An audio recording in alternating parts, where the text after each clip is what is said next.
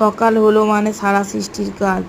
দুটো ছেলে মেয়েকে পড়তে দিয়ে এলাম, দিয়ে আসার পরে বাড়ির কাজকর্ম করলাম, করার পরে এদিকে মার ঘরে এলাম।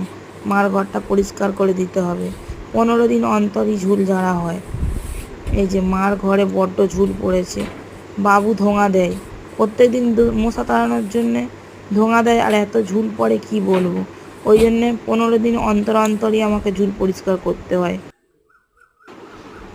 ভালো করে ঝুলগুলো পরিষ্কার করে নিলাম, নেওয়ার পরে ভালো করে একদম ঝাঁটিয়ে পাটিয়ে পরিষ্কার করছি।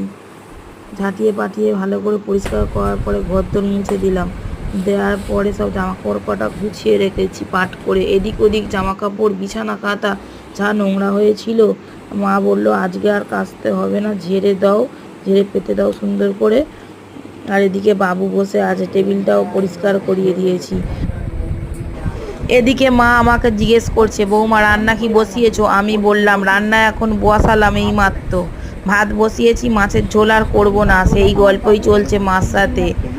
মার কথা কেমন জড়িয়ে গেছে বন্ধুরা, দেখো না, কথা বলতেও পারে না, নিজে হাতে কিছু করতে পারে না। ওনাকে ধরে বাইরে নিয়ে যেতে হয়, বাথরুমে নিয়ে যেতে হয়, স্নান করাতে হয়, খাওয়াতে হয়, সব কিছু।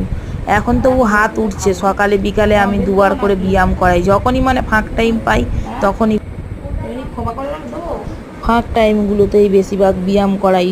এখন তবু একটু নিজের ভরে ওঠার চেষ্টা করে, একটা হাত ধরে নিজে নিজে ওঠার চেষ্টা করে, আগে একদমই পারছে।